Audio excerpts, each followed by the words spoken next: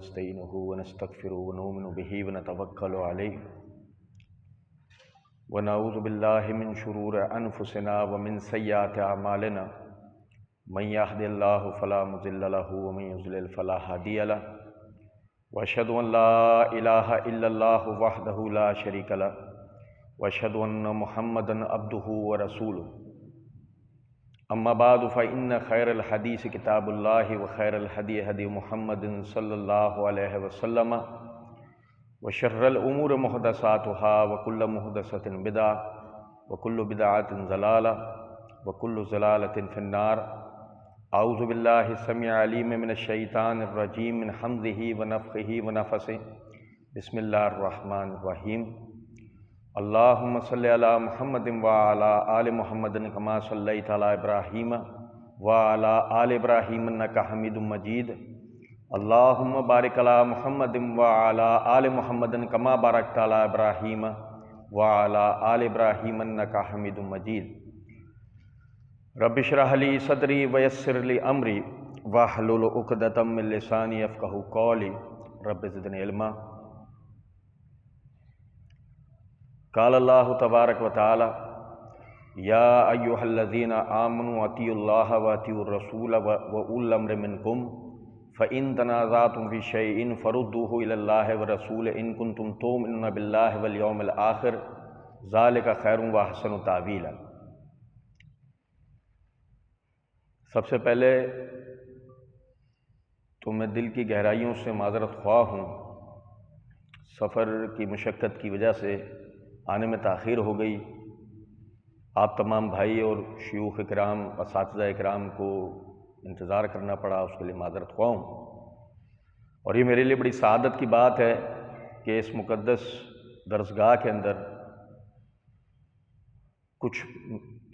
کچھ باتیں، کچھ گزارشات آپ بھائیوں کے سامنے رکھنے کا موقع مل رہا ہے، تو اسے ایک طالب علم کی گزارشات کی روشنی میں دیکھیے گا، اور انشاءاللہ اس میں جو کمی کوتاہی ہوگی یہاں شیوخ اکرام اس کی وضاحت آپ بھائیوں کے سامنے رکھیں گے۔ اللہ رب العزت نے قرآن مجید کے اندر ہمیں دو مقامات پر کچھ اصول بیان کیے ہیں، کچھ عقائد بیان کیے ہیں کہ جن کو سمجھنا اس دور کے اندر بے انتہا ضروری ہے۔ اللہ رب العزت نے فرمایا یا ایھا الذین آمنوا، عبداللہ ابن مسعود رضی اللہ تعالیٰ عنہ فرماتے ہیں کہ جب تم یہ سنو یا ایھا الذین آمنوا تو کان لگا لیا کرو، یا تو اللہ رب العزت تمہیں کسی بات کا حکم دے رہے ہوں گے یا تمہیں کسی بات سے منع فرما رہے ہوں گے، تو یہ آپ بھائیوں کو توجہ کرنی چاہیے، بغور سنیے گا۔ فرمایا اطیعوا اللہ و اطیعوا الرسول، اطاعت کرو، فرما برداری کرو اللہ رب العزت کی، اور اطاعت کرو اللہ کے رسول صلی اللہ علیہ وسلم کی۔ وَأُولِي الْأَمْرِ مِنْكُمْ، اور جو تمہارے ولی الامر ہیں، جن کے ہاتھوں میں تمہارے احکامات کی باغ دوڑ ہے، ان کی فرما برداری بھی تم پر لازم ہے۔ ولی الامر، اول الامر جو ہیں، ان کی تفسیر محدثین نے دو طرح بیان کی ہے، پہلے خلفاء ہیں اور دوسرے فقہا ہیں۔ اب یہ بات غور طلب ہے کہ اللہ رب العزت نے فرمایا اللہ اور اس کے رسول کی اطاعت کرو، اور اول الامر کی اطیعوا کا لفظ ان کے ساتھ استعمال نہیں کیا بلکہ مشروط کر دیا ان کو اللہ اور اس کے رسول کی اطاعت کے ساتھ، واو تفسیریہ استعمال کیا اور ان کی اطاعت کو مشروط کر دیا اللہ اور اس کے رسول کی اطاعت کے ساتھ، یعنی ان کی اطاعت ہوگی اللہ اور اس کے رسول کی اطاعت میں، ورنہ ان کی اطاعت نہیں ہوگی۔ فرمایا فَإِن تَنَازَعْتُمْ فِي شَيْءٍ فَرُدُّوهُ إِلَى اللَّهِ وَرَسُولِهِ، پھر اگر تم میں تنازع ہو جائے کسی بھی بات میں، فَرُدُّوهُ إِلَى اللَّهِ وَرَسُولِهِ، تو اسے لوٹاؤ اللہ اور اس کے رسول کی طرف۔ اس کا مطلب یہ ہوا کہ یا ایھا الذین آمنوا کہہ کے جن ایمان والوں کو اللہ رب العزت نے مخاطب فرمایا ہے، ان کے لیے ساتھ ہی ساتھ یہ بتا دیا کہ ان میں تنازع ہونا فطری ہوگا، یہ ہوگا، یہ لازمی ہوگا۔ اب یہاں سے بات آگے لے آنے سے پہلے میں آپ لوگوں کی حاضر دماغی کے لیے، توجہ کے لیے ایک سوال کروں گا، اس میں آپ سب نے میرا ساتھ دینا ہے اور جواب دینا ہے۔ کیا اللہ رب العزت عالم الغیب ہے؟ اونچا بولیں، کیا اللہ رب العزت عالم الغیب ہے؟ اللہ رب العزت کا عالم الغیب ہونا کس طرح ہے؟ یعلم ما بین ایدیہم وما خلفہم، وہ اللہ ماضی کے جتنے گزرے واقعات ہیں ان کے بارے میں بھی جانتا ہے، اور وہ اللہ مستقبل میں ہونے والے بھی تمام حالات کے بارے میں جانتا ہے۔ اب یہ بات غور طلب ہے کہ یہ جن کو اللہ رب العزت نے یا ایھا الذین آمنوا کہہ کے مخاطب کیا ہے، یہ کون لوگ ہیں؟ سب سے پہلے جو اس کلام کے مخاطبین ہیں، کیا وہ صحابہ کرام رضوان اللہ علیہم اجمعین ہیں یا نہیں؟ اونچا بولیں۔ اگر وہ صحابہ کرام رضوان اللہ علیہم اجمعین ہیں تو اس کا مطلب اللہ رب العزت نے فرمایا فَإِن تَنَازَعْتُمْ، پھر جب تم میں تنازع ہو جائے تو اس کا مطلب صحابہ میں تنازع ہوگا۔ اللہ نے اپنے علم سے جانا کہ صحابہ میں تنازع ہوگا فی شیئن، کسی بھی بات میں، فَرُدُّوهُ إِلَى اللَّهِ وَرَسُولِ، تو تم اسے لوٹاؤ گے اللہ اور اس کے رسول کی طرف۔ ایسا ہی ہے۔ اصول یہ پتہ لگا کہ ان کے تنازع میں ہم نے، ان سے لے کر ہم تک سب نے اس تنازع کو لوٹانا ہے اللہ اور اس کے رسول کی طرف۔ اب اللہ اور اس کے رسول کی طرف تنازع لوٹانے کا مطلب کیا ہے؟ یعنی اللہ کے قرآن کی طرف اور محمد صلی اللہ علیہ وسلم کے فرمان کی طرف۔ اب اگر مثال کے طور پر صحابہ کرام رضوان اللہ علیہم اجمعین میں جمل کا واقعہ ہوتا ہے، صفین کا واقعہ ہوتا ہے، تو آپ سب سے پہلے ان کے اس تنازع کو لے کر اللہ کے قرآن اور محمد صلی اللہ علیہ وسلم کے فرمان کی طرف رجوع کریں گے یا تاریخ کی طرف؟ اونچا بولیں، کیونکہ ہم نے اصول کیا سمجھا ہے کہ ان کے تنازع میں ہم نے بات کو کہاں لوٹانا ہے؟ اللہ اور اس کے رسول کی طرف، یعنی قرآن اور حدیث کی طرف۔ اب آپ سمجھیں ذرا اس بات کو کہ قرآن نے ان کی تنازع کے دوران میں سورت کو کیا بیان کیا؟ ابھی ہم نے سمجھا کہ اللہ رب العزت عالم الغیب ہے، وہ مستقبل کے حالات کو جانتا ہے، سمجھا نا؟ تو ہم پڑھتے ہیں سورہ فتح میں محمد الرسول اللہ والذین معہ اشداء علی الکفار رحماء بینہم، پڑھتے ہیں یا نہیں؟ محمد صلی اللہ علیہ وسلم اللہ کے رسول ہیں، یہ حقیقت ہے یا نہیں؟ یہ ہمارے ایمان کا حصہ ہے یا نہیں؟ اس میں کوئی دو رائے ہو سکتی ہیں؟ مستقبل کے آنے والے واقعات کی صورت میں یہ تقدیر بدل سکتی ہے؟ بتائیے، نہیں بدل سکتی۔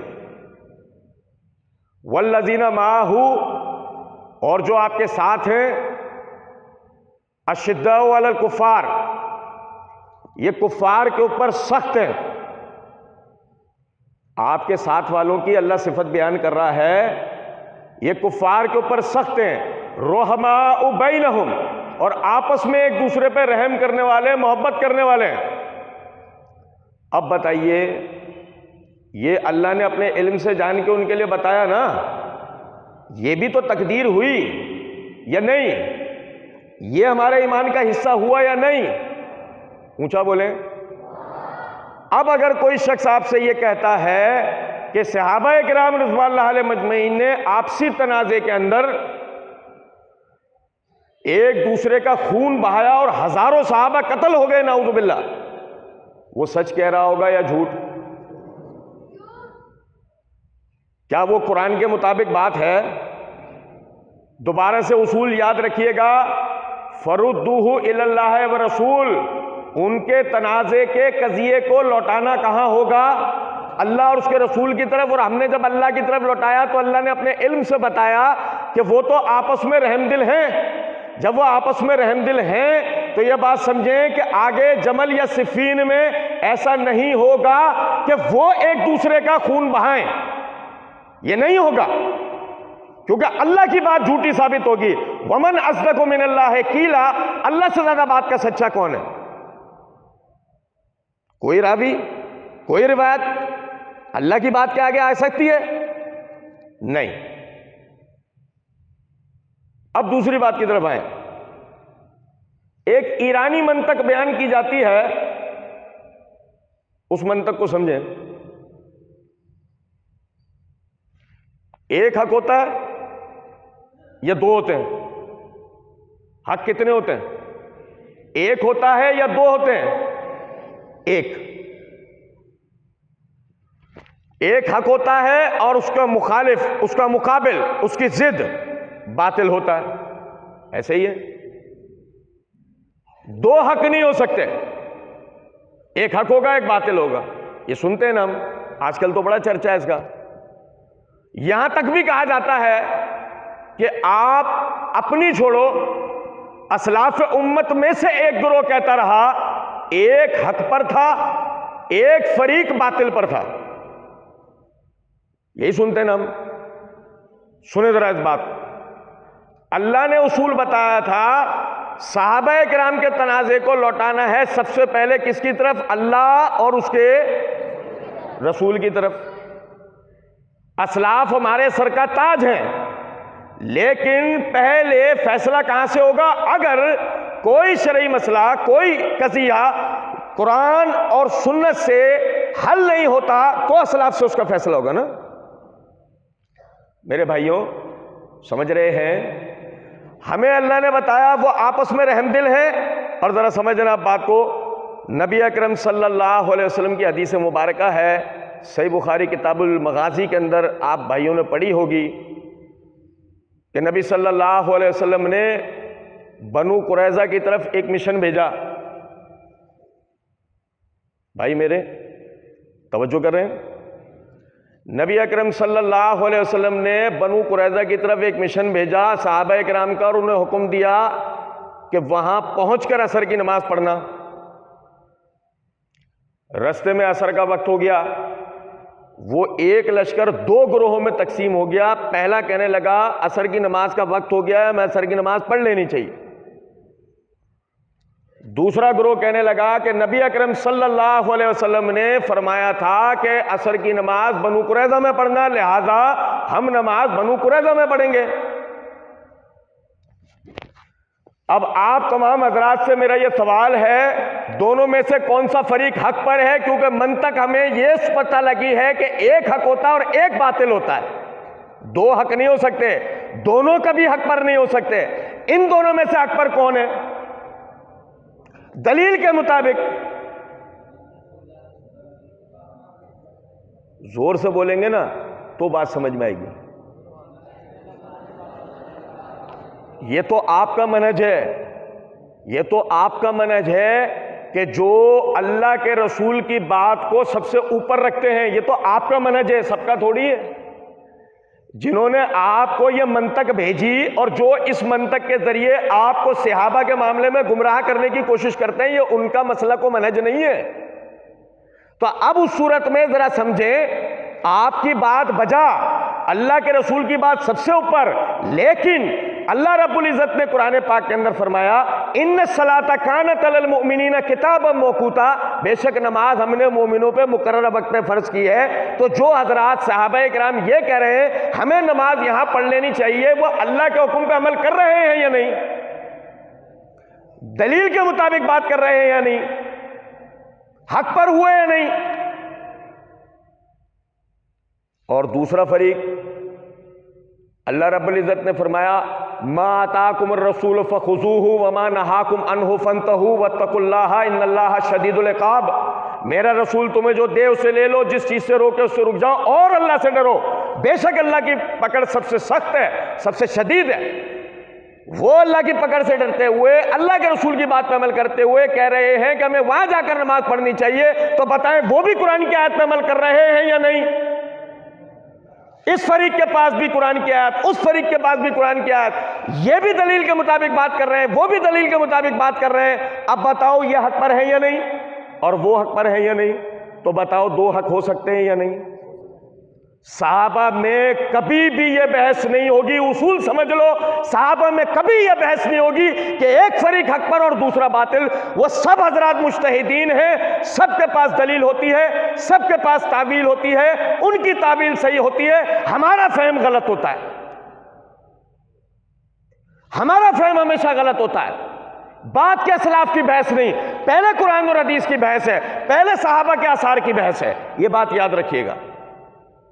اور خصوصاً اس وقت کہ جب فتنہ اپنے سر چڑھ کر بولنا شروع ہو جائے، اس وقت اسلاف کی پیٹوں کے پیچھے جا کے نہیں چھپا جاتا، قرآن اور حدیث کو دلیل بنایا جاتا ہے۔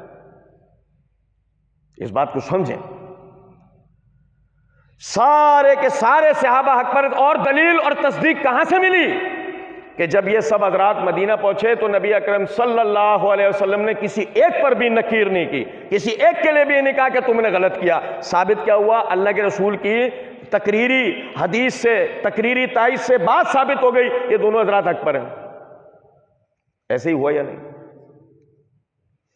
تو تنازع کے وقت میں ہم نے اللہ اور اس کے رسول کی طرف اگر بات نہیں لوٹائی، ایک تو پہلے تو بات اس لیے بھی لوٹانا ہے تنازع کے وقت میں ادھر ادھر کہیں نہیں دیکھنا کہ وہ کیا کہتا ہے اور یہ کیا کہتا ہے اور وہ کیا کہتا ہے، فلاں سیف بن عمر تمیمی کیا کہتا ہے، محمد بن عمر الواقدی کیا کہتا ہے، محمد بن صاحب الکلبی کیا کہتا ہے، لوط بن یحییٰ اسدی کیا کہتا ہے۔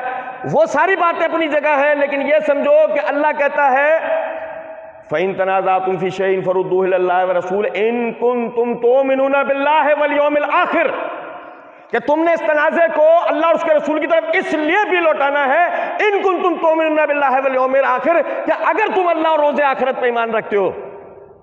یہ کوئی نئی نئی انوکھی تحقیقیں پیش کرنے کا معاملہ نہیں ہے، یہ اللہ کو قیامت کے دن منہ دکھانے کا معاملہ ہے۔ یہ تحقیقات پیش کر کے تم کوئی بہت بڑے محقق ثابت نہیں ہوگے، ایک ذرا سی لغزش تمہارے ایمان کو برباد کر سکتی ہے، کل قیامت کے دن اللہ کی بارگاہ میں تمہیں جواب دینا بھاری پڑ سکتا ہے۔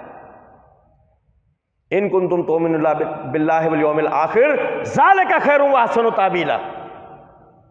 اس تحقیق کا سب سے بہترین طریقہ، بہترین معاملہ، بہترین انجام، بہترین صلہ جب نکلے گا جب اسے اللہ اور اس کے رسول کی طرف لوٹایا جائے گا۔ ذالک خیر و احسن تاویلا۔ اور آپ سمجھیں، اب آئیں دوسرے حصے کی طرف۔ یار لوگ کہہ رہے ہیں کہ دیکھو صحیح بخاری کے اندر حدیث میں آتا ہے کہ نبی اکرم صلی اللہ علیہ وسلم نے عمار بن یاسر رضی اللہ تعالیٰ عنہ کو دیکھا مسجد نبوی کی تعمیر میں ایک ایک اینٹ خود اٹھا اٹھا کے لا کر اپنی خدمت پیش کر رہے ہیں۔ نبی اکرم صلی اللہ علیہ وسلم نے فرمایا اے عمار تیرے لیے خرابی ہو، ایک باغی گروہ تجھے شہید کر دے گا، ایک باغی گروہ تجھے شہید کر دے گا، تو انہیں جنت کی طرف بلا رہا ہوگا، وہ تجھے جہنم کی طرف بلا رہے ہوں گے۔ تو انہیں جنت کی طرف بلا رہا ہوگا اور وہ تجھے جہنم کی طرف بلا رہے ہوں گے۔ اب ایرانی منطق یہ ہے کہ جی عمار بن یاسر رضی اللہ تعالیٰ عنہ صفین کی لڑائی میں معاویہ رضی اللہ تعالیٰ عنہ کے خلاف ان کی فوج کے ہاتھوں شہید ہوئے۔ بھائی میرے پیارے توجہ کیجئے گا، یہ جو سب سے پہلے نقطہ یہ ہے، صحیح بخاری کی حدیث میں یہ الفاظ ہیں کہ معاویہ کی فوج کے ہاتھوں عمار شہید ہوئے ہیں، یہ صحیح بخاری کی حدیث میں الفاظ ہیں؟ بتائیں، جواب دیں، سناٹے میں نہیں آئے، جواب دیں۔ نہیں دیا، اونچا بولیں۔ صحیح بخاری کی، اچھا صحیح مسلم میں ہے، حدیث کی کسی اور کتاب میں ہے کہ عمار شہید ہوئے کس کے ہاتھوں؟ بھائی شارحین نے تو بعض نے یہ بات کہی ہے مگر حدیث میں تو نہیں ہے۔ حدیث میں تو یہ الفاظ ہیں کہ عمار باغی گروہ کے ہاتھوں شہید ہوں گے، اور اس باغی گروہ کی ایک علامت یہ ہے کہ عمار انہیں جنت کی طرف بلا رہے ہوں گے اور وہ جہنم کی طرف۔ اب بھائی توجہ سنیے گا بات کو، غور طلب نکتہ ہے۔ سب سے پہلے تو آپ دیکھیں حدیث کے اندر کیا الفاظ ہیں، تقتلک الفئۃ الباغیہ، تجھے باغی جماعت شہید کرے گی۔ یہ حدیث میں الفاظ نہیں ہے کہ تجھے شہید کرنے کے بعد وہ باغی بنیں گے، جس کا مطلب یہ ہوا کہ حدیث سے ہمیں پتہ لگا وہ باغی جماعت پہلے سے موجود ہوگی۔ ایسا تو نہیں نا تجھے شہید کرنے کے بعد وہ باغی بنے، وہ تجھے شہید کرنے سے باغی ثابت ہو جائیں گے، ایسا تو نہیں ہے۔ حدیث میں تو الفاظ ہیں کہ تجھے باغی جماعت جو کہ باغی معروف ہے وہ تجھے شہید کریں گے۔ بھائی ایسا ہی ہے۔ اچھا اب غور طلب نکتہ ہے، عثمان رضی اللہ تعالیٰ عنہ کو کن لوگوں نے شہید کیا ہے؟ اونچا بولو۔ عثمان رضی اللہ تعالیٰ عنہ کو باغیوں نے شہید کیا۔ باغیوں نے شہید کرنے کے بعد ایک ہیلی کاپٹر آ کے اترا، وہ اس میں سوار ہوا اور امریکہ چلے گئے۔ ایسا ہوا کیا؟ ایسا تو نہیں ہوا۔ زمین پھٹی اور اس میں وہ چلے گئے اندر، ایسا ہوا؟ کہاں تھے؟ بھائی پس منظر ہی سمجھنا ہے نا، پس منظر ایسے سمجھتے ہیں ذرا، کہاں تھے وہ؟ بھائی ہمیں تو تاریخ پڑھنے سے یہ پتہ لگتا ہے کہ وہ حضرات عثمان رضی اللہ تعالیٰ عنہ کو شہید کرنے کے بعد عبد الرحمن بن عوف رضی اللہ تعالیٰ عنہ کے دروازے پہ گئے اور ان سے کہا ہاتھ آگے بڑھائیں، ہم آپ کی بیعت کرنا چاہتے ہیں۔ بھائی میرے ساتھ ساتھ چلیں گے یا نہیں؟ میرے ساتھ ساتھ چلیں۔ دیکھو میں آپ کو باغیوں کے پاس لے کے چلتا ہوں، باغی کہاں ہیں؟ آپ باغیوں کے سامنے کھڑے ہوئے ہوگے جا کے انشاءاللہ۔ سنیں ذرا غور سے، عبد الرحمن بن عوف رضی اللہ تعالیٰ عنہ کے دروازے پہ گئے کہ ہماری بیعت کر لیں، ہاتھ آگے بڑھیں، ہم آپ کی بیعت کرتے ہیں۔ انہوں نے کہا نہیں۔ پہنچے عبداللہ بن عمر کے دروازے پہ، کہا آپ ہاتھ آگے بڑھائیں، آپ کی بیعت کرتے ہیں۔ انہوں نے کہا نہیں۔ پہنچے علی کے دروازے پہ، کہا آپ آگے ہاتھ بڑھائیں، ہم بیعت کرتے ہیں۔ علی نے کہا نہیں۔ کہا کوئی مسئلہ نہیں، آپ بیعت نہیں کرتے کوئی مسئلہ نہیں، ہم اپنے آپ میں سے کسی کو کھڑا کر لیتے ہیں۔ جس کا مطلب کیا ہے کہ کون کھڑا ہوگا؟ اب ان باغیوں، ان ظالموں میں سے، ان قاتلوں میں سے کوئی کھڑا ہوگا مسلمانوں کا امیر بن کے، جو مسلمانوں کا مزید ظلم ڈھائے گا۔ اس وقت روئے زمین پر علی بن ابی طالب رضی اللہ تعالیٰ عنہ سے زیادہ کون خلافت کا اہل ہے کوئی؟ نہیں۔ لیکن مسئلہ تو یہ ہے نا کہ ہمیں صحیح مسلم کی حدیث سے کیا پتہ لگتا ہے کہ جابر بن سمرہ رضی اللہ تعالیٰ عنہ کو کہا تھا نا کہ عہدہ مانگنے والے کو نہیں دیں گے، علی مانگ نہیں سکتے، علی جانتے ہیں مسئلے کو، علی پیچھے ہٹ رہے ہیں۔ لیکن اب مسئلہ ایسا ہو گیا ہے کہ اگر علی آگے نہیں بڑھے تو ان میں سے کوئی کھڑا ہوگا نا۔ علی آگے بڑھتے ہیں، بیعت کرتے ہیں، یہ بیعت ہو گئی، یہ بیعت ہو گئی۔ سمجھنا اب ذرا بات کو، یہ جو بیعت ہوئی ہے یہ اہل حل و عقد نے کی ہے۔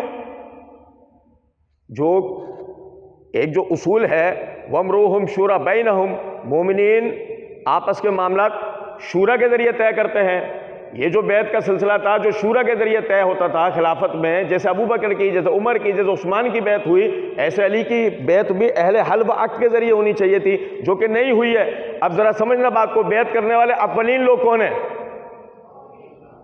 یہ یہیں موجود ہیں یا کہیں چلے گئے؟ بیعت کرنے کے بعد یہ سارے کے سارے فوراً سامان باندھا اور شام چلے گئے معاویہ کے پاس۔ جواب تو دو بھائی میرے، کیا بیعت کر لینے کے بعد علی کی بیعت ہو گئی؟ اب علی کی بیعت کے بعد یہ سارے سامان باندھے اور یہ سارے کے سارے پہنچ گئے شام، ایسا ہوا؟ ایسا بھی نہیں ہوا، یہ ابھی بھی مدینہ میں۔ کیونکہ مسئلہ یہ ہے کہ اس کا منطقی نتیجہ یہ نکلے گا کہ اگر عثمان رضی اللہ تعالیٰ عنہ کی بیعت کے بعد شورا کا انتظار کیے بغیر علی کی بیعت ہو جاتی ہے تو یہ اس بات کی دلیل ہے کہ عثمان کی شہادت میں علی کا ہاتھ ہے، عثمان کی شہادت میں علی کا ہاتھ ہے۔ اور یہی وجہ ہے کہ البدایہ والنہایہ میں حافظ ابن کثیر رحمۃ اللہ علیہ روایت لے کر آئے ہیں کہ علی رضی اللہ تعالیٰ عنہ جمل سے لوٹتے ہوئے آپ نے خطبہ دیا اور آپ نے فرمایا کہ عثمان کی شہادت میں میرا کوئی ہاتھ نہیں ہے، اللہ کی لعنت ہو عثمان کے قاتلین کے اوپر۔ اس کا مطلب علی پہ الزام آیا تھا نا کہ ان کا ہاتھ عثمان کی شہادت میں ہے. اور ذرا سمجھنا، وہ پرنٹ میڈیا، سوشل میڈیا کا دور نہیں تھا، وہ الیکٹرانک میڈیا کا دور نہیں تھا. ایسا نہیں تھا کہ ویڈیو بن سکتی ہو، ایسا نہیں تھا کہ خبریں سیکنڈوں میں ایک دوسرے کے پاس پہنچ سکتی ہو. اس دور میں پروپیگنڈا کرنا آج کے دور میں پروپیگنڈا کرنے سے زیادہ آسان تھا. یہی وجہ ہے کہ یہ پروپیگنڈا ہو چکا ہے کہ شاید عثمان کے قتل میں کس کا ہاتھ ہے؟ علی کا. اب سمجھیں، مسلمان متذبذب ہیں، اس تذبذب کا شکار ہیں کہ آیا کریں تو کیا کریں، حتیٰ کہ ان بلوائیوں کے ڈرانے دھمکانے کے نتیجے میں علی کے سگے بھائی عقیل بن ابی طالب معاویہ رضی اللہ تعالیٰ عنہ کے پاس شام چلے گئے ہیں. اہل بیت میں علی کا سگا بھائی کہاں پہنچ چکا ہے؟ کہاں پہنچ چکا ہے؟ کس کے پاس پہنچ چکا ہے؟ یاد رکھنا معاویہ کے ساتھ اب اہل بیت بھی جا کے کھڑے ہو گئے. یاد رکھنا، اس بات کو بھول نہیں جانا. اور ذرا اب آگے دیکھیں، اب آگے ہوتا کیا ہے کہ علی رضی اللہ تعالیٰ عنہ وہ اپنی بیعت پیش کرتے ہیں تمام لوگوں کے اوپر، اور یہی بات جاتی ہے معاویہ رضی اللہ تعالیٰ عنہ کے پاس. البدایہ والنہایہ کے اندر روایت موجود ہے کہ جب آپ کی طرف سے یعنی اعلان کرنے والا، پیغام لانے والا وہ پیغام لے کر پہنچتا ہے، آپ تمام رؤسائے اہل شام کو اکٹھا کرتے ہیں اور ان کے سامنے اسے کھڑا کرتے ہیں. وہ اس پیغام کو سناتا ہے اور سنانے کے بعد معاویہ سوالیہ نظروں سے سب کی طرف دیکھتے ہیں. وہ جواب کے اندر کہتے ہیں کہ ہم اس وقت تک بیعت نہیں کریں گے جب تک علی عثمان کا قصاص نہیں لے لیتے، کیونکہ اس کی وجہ کیا ہے، شک کیا ہے، شبہ کیا ہے کہ علی خود بھی اس میں ملوث ہے. شبہ یہ ہے، اگر وہ قاتلین سے قصاص لے لیتے ہیں، یہ اس بات کی دلیل ہے، ان کا قاتلین سے کوئی ساتھ. ادھر ذرا سمجھنا بات کو، یہاں سے جوابی خط جاتا ہے، آپ کی بیعت سب سے پہلے ہم کریں گے. آپ کیا کریں، آپ ان سے بدلہ لے لیں. ادھر علی رضی اللہ تعالیٰ عنہ جواب میں خط لکھتے ہیں کہ مدینے کے حالات ایسے ہیں کہ ہم نہیں جانتے کہ اپنا کون ہے اور پرایا کون ہے. یہی کیفیت تھی مدینے کی، سارے بلوائی ہیں. آپ سمجھیں کہ ہم نہیں جانتے کہ اپنا کون ہے اور پرایا کون ہے، لہٰذا جب تک حالات سازگار نہیں ہو جاتے، ایسا تو نہیں ہو سکتا نا کہ پورے کے پورے ہجوم کو قتل کر دیا جائے. دنیا کے کسی بھی قانون میں، دنیا کی کسی بھی تہذیب میں ایسا کوئی طریقہ نہیں ہے کہ بلوے کے نتیجے میں اگر آدمی قتل ہو جائے تو سارے کے سارے جلوس کو ہی ہلاک کر دیا جائے. ایسا تھوڑی ہوتا ہے. قاتلین کی تحقیق ہوتی ہے، انہیں کیفر کردار تک پہنچایا جاتا ہے. تو علی نے کہا حالات سازگار ہو جائیں، ہم قاتلین تک پہنچ جائیں، ہم ان سے قصاص لیں گے، تم پہلے بیعت کرو. اب یہاں سے بات آگے لے آنے سے پہلے میں آپ بھائیوں کے حاضر دماغی کے لیے توجہ دلا رہا ہوں. سمجھنا ذرا بات کو، بتانا ذرا مجھے اس بات کو کہ بتائیں علی حق پر ہے؟ صحیح کہہ رہے ہیں؟ غلط تو نہیں کہہ رہے؟ آپ بھی ہوتے ان کی جگہ کیا فیصلہ کرتے ہیں؟ یہی یا کچھ اور؟ ایسے ہی کرتے نا فیصلہ. یا تو یہ کہ سب کے سب کو مار دو، اور نہیں تو کیا کرو کہ اصل قاتلین کو ڈھونڈو اور انہیں مارو. ایسے ہی ہے. اچھا، ادھر اصحاب اہل شام جو کہہ رہے ہیں کہ آپ بیعت لے لیں، آپ یعنی قصاص لے لیں، ہم آپ کے ہاتھ میں بیعت کر لیں گے، اس شبے کی ایسے کہ ایک تو پہلے ان کی خلافت اہل حل و عقد کے ہاتھوں نہیں ہوئی، اور نمبر دو یہ ابھی تک قصاص نہیں لے رہے. شبہ کیا جا رہا ہے کہ یہ ہے. لہذا اب ٹھیک ہے، آپ قصاص لے لیں، سب سے پہلے ہم آپ کے ہاتھ میں بیعت کریں گے. اب بتائیں اصحاب اہل شام، یہ معاویہ کی بات نہیں ہے، اصحاب اہل شام بتائیں وہ غلط کہہ رہے ہیں؟ اب بات آگے لے آنے سے پہلے سنیں، چھوڑیں اس تفصیل کو، یہ تو بتائی تاریخی روایت نے، یہ غلط ہو سکتی ہے. سنیں ذرا بات کو. سورہ حجرات کی آیت نمبر 9 سنیں. اللہ رب العزت نے فرمایا وَإِن طَائِفَتَانِ مِنَ الْمُؤْمِنِينَ اقْتَتَلُوا فَأَصْلِحُوا بَيْنَهُمَا، جب مومنین کے دو گروہوں کے درمیان باہم قتال ہو جائے تو ان کے درمیان صلح کراؤ. یہ بھی اللہ نے اپنے علم سے جان کے ہی کہا ہے نا، یہ نہیں. صحابہ میں قتال کا معاملہ ہو تو اس کا طریقہ قرآن نے کیا بتایا ہے کہ ان کے درمیان صلح کراؤ، اور دونوں گروہوں کو قرآن نے کیا کہا ہے؟ مومن کہا ہے نا. باغی بھی مومن ہوتا ہے کیا؟ اب بھائی باغی مومن ہوتا ہے، باغی مسلمان تو ہو سکتا ہے، مومن تو نہیں ہو سکتا نا بھائی. تو اللہ تو کہہ رہا ہے دونوں گروہ کیا ہوں گے؟ مومن ہوں گے. فرمایا فَأَصْلِحُوا بَيْنَهُمَا، ان کے درمیان صلح کراؤ. اور فرمایا فَإِن بَغَتْ إِحْدَاهُمَا عَلَى الْأُخْرَى فَقَاتِلُوا الَّتِي تَبْغِي حَتَّى تَفِيَ إِلَىٰ أَمْرِ اللَّهِ، اور پھر جب ان میں کوئی بغاوت کرے، کیا کرے؟ بغاوت کرے، تو بغاوت کرنے والوں سے قتال کرو. انہیں قتل کرو یہاں تک کہ وہ اللہ کے حکم کی طرف لوٹائیں۔ اب ذرا سمجھنا بات کو، اللہ نے اصول بیان کرا کہ مومنین سے صلح ہوگی، مومنین سے صلح ہوگی، باغیوں سے قتال ہوگا۔ مومنین سے صلح ہوگی، باغیوں سے صلح نہیں ہوتی، باغیوں سے تو قتال ہوگا۔ اب ذرا سمجھنا بات کو، کیا امیر المومنین علی بن ابی طالب رضی اللہ تعالی عنہ نے معاہدہ تحکیم کے ذریعے معاویہ بن ابی سفیان رضی اللہ تعالی عنہ سے صلح کی تھی یا نہیں؟ اور بھائی بتاؤ، اور بھائی علی قرآن کے خلاف گئے یا نہیں؟ اور بھائی سوچ سمجھ کے جواب دو یار، علی قرآن کے خلاف گئے یا نہیں؟ کیونکہ قرآن کہتا ہے باغیوں سے قتال کرنا ہے، صلح نہیں کرنی۔ اور بھائی یہ تاریخی روایت نہیں پڑھ رہا، اب میں کوئی تاریخی تفصیل نہیں بتا رہا ہوں، یہ اللہ کا قرآن پڑھ رہا ہوں۔ اور سنو توجہ سے کہ اللہ کہتا ہے باغیوں سے قتال کرنا ہے، صلح نہیں کرنی۔ اب بتاؤ علی قرآن کے خلاف گئے یا نہیں؟ ارے گئے ہیں، اس لیے کہ تم کہہ رہے ہو کہ جو مرزا جہلمی کہہ رہا ہے وہ صحیح ہے، اس لیے علی غلط ہے۔ کیونکہ اگر تم مرزا جہلمی کو صحیح مانو کہ معاویہ اور اصحاب اہل شام باغی تھے تو علی غلط ہوں گے، یہ سمجھو۔ اب بتاؤ کس کو غلط کہو گے؟ ارے یار اونچا بولو، مرزا جہلمی غلط ہے، معاویہ اور اصحاب اہل شام باغی نہیں تھے، علی نے ثابت کر دیا کہ وہ مومن تھے، باغی نہیں تھے۔ آپ کمال تو دیکھیں، کمال دیکھیں۔ اللہ رب العزت نے اس آیت سے پہلے جو آیت ہے اس میں مزید 3 صفات کا ذکر کیا ہے صحابہ کی۔ بڑی حیران کن بات ہے، بڑی حیران کن۔ اور بھائی بغاوت جو ہے، بغاوت وہ فسق ہے۔ اب بھائی مسلمانوں کے امیر کے خلاف، مسلمان حکومت کے خلاف بغاوت کرنا فسق ہے، گناہ ہے نا۔ اور سنو ذرا بات کو، اللہ رب العزت نے پہلے آیت کے اندر فرمایا وَاعْلَمُوا أَنَّ فِيكُمْ رَسُولُ اللَّهِ، اور جان لو کہ تمہارے درمیان اللہ کے رسول موجود ہیں، لَوْ يُطِيعُكُمْ فِي كَثِيرٍ مِّنَ الْأَمْرِ لَعَنِتُّمْ، اگر وہ تمہارے ہی معاملات کے اندر تمہاری خواہشات کی پیروی کرنا شروع ہو جائیں تو تم پہ ہی بھاری پڑے گا۔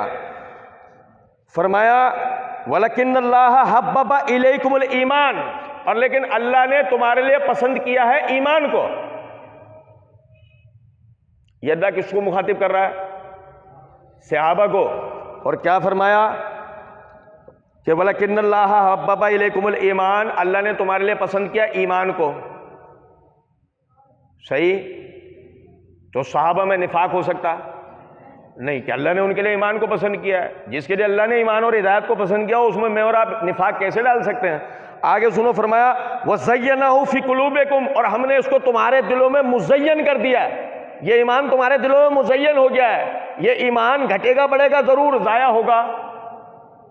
آپ کو پتہ ہے ایک گروہ کا یہ عقیدہ ہے نا کہ نبی صلی اللہ علیہ وسلم کے انتقال کے بعد سب مرتد ہو گئے تھے سوائے 3 کے، ہے نا ایک گروہ کا عقیدہ، ایسی تھوڑی بنایا انہوں نے یہ عقیدہ۔ اب آگے سنیں، فرمایا وَكَرَّهَ إِلَيْكُمُ الْكُفْرَ، اور برا جانا اللہ نے تمہارے لیے الکفر، کفر کو، والفسوق، اور ہر قسم کے فسق کو، ہر قسم کے فسق کو۔ اب بتاؤ بغاوت فسق ہے یا نہیں؟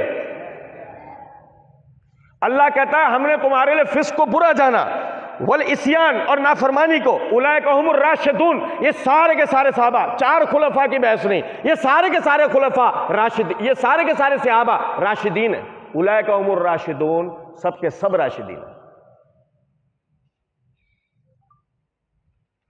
اب اگر کوئی شخص صحابہ کے لیے باغی ہونے کی بات کرے، وہ قرآن کی آیتوں کو جھٹلائے گا یا نہیں جھٹلائے گا؟ چھوڑو باقی سارے دلائل کو۔ اس لیے حدیث عمار کا مصداق معاویہ اور اہل شام نہیں ہے۔ دوبارہ پیچھے لے چلتا ہوں آپ کو۔ باغیوں نے علی کی بیعت کر رکھی ہے اور اکسا رہے ہیں کن کے لیے؟ معاویہ اور اہل شام، اصحاب اہل شام کے لیے۔ کیوں؟ کیونکہ پلان اے پہ عمل ہو چکا ہے، علی لوگوں کی نظروں میں مشکوک ہو چکے ہیں، مسلمانوں کا ایک لیڈر تو مسلمانوں کی نظروں میں مشکوک کر دیا گیا ہے، آدھا طبقہ اس کے خلاف کھڑا ہو رہا ہے۔ اور ذرا آپ دیکھنا حدیث میں الفاظ ہیں کہ عمار کو باغی جماعت شہید کرے گی، اب وہ اس کوشش میں ہے کہ کسی طرح مقابلہ ہو معاویہ سے، اور جیسے ہی معاویہ سے مقابلہ ہوا انہوں نے عمار کو شہید کر دیا۔ اب بتاؤ الزام کس پہ آیا؟ پہلے عثمان کی شہادت کا الزام گیا علی پہ، علی مسلمانوں کی نظر میں غلط ہوا، اور پھر عمار شہید ہوئے، الزام گیا معاویہ پہ۔ آج تم سب کی نظروں میں وہ غلط ہوتے ہیں نہیں ہوتے ہیں؟ یہ تھا پلان بی، اس کو سمجھیں۔ یہ کوئی دیومالائی داستان نہیں ہے، یہ وہ حقائق ہیں جنہیں قرآن اور حدیث کی روح سے جب ہم صحابہ کی مجموعی سیرتوں کو دیکھ لیتے ہیں، اس کے بعد جب ہم روات کے بیان کردہ کہانیوں پہ غور کرتے ہیں، تب ہمیں پتہ لگتا ہے کہ اصل بات کیا تھی۔ تو عرض کرنے کا مطلب یہ ہے، صحابہ کے لیے کوئی قاعدہ نہیں ہے کہ ایک فریق حق پر ہوگا اور ایک فریق باطل پر ہوگا۔ محدثین نے ہمیشہ یہ اصول بتایا دلیل کی بنیاد پہ، صحیح بخاری کی حدیث کی بنیاد پر، کہ علی رضی اللہ تعالیٰ عنہ زیادہ حق پر تھے، معاویہ باطل پہ نہیں تھے، معاویہ حق پر تھے، لیکن علی رضی اللہ تعالیٰ عنہ زیادہ حق پہ تھے، کیونکہ پہلے تو خلیفہ کی اطاعت ہی ہے۔ یہی پڑھا نا ہم نے سورہ نساء کی آیت نمبر 59 میں، وَأُولِي الْأَمْرِ مِنْكُمْ، پہلے تو خلیفہ کی اطاعت ہی ہے نا۔ علی زیادہ حق پر تھے، معاویہ بھی حق پر تھے، یہ بحث کبھی نہیں ہوگی کہ علی حق پر تھے اور معاویہ باطل پر تھے۔ پھر حدیث عمار کا مصداق معاویہ اور اصحاب اہل شام نہیں ہے، بلکہ وہی باغی گروہ ہیں کہ جنہوں نے عثمان رضی اللہ تعالیٰ عنہ کو شہید کیا، مدینہ میں موجود تھے، علی رضی اللہ عنہ کے لشکر میں گھس گئے اور عمار کو شہید کیا تاکہ الزام ڈلے معاویہ اور اصحاب اہل شام پر۔ یہ یعنی سیدھی سی بات ہے، اگر ہم اس پہ غور کریں، اللہ رب العزت سمجھنے اور عمل کرنے کی توفیق دے۔ وما علینا الا البلاغ۔ کسی بھائی کے ذہن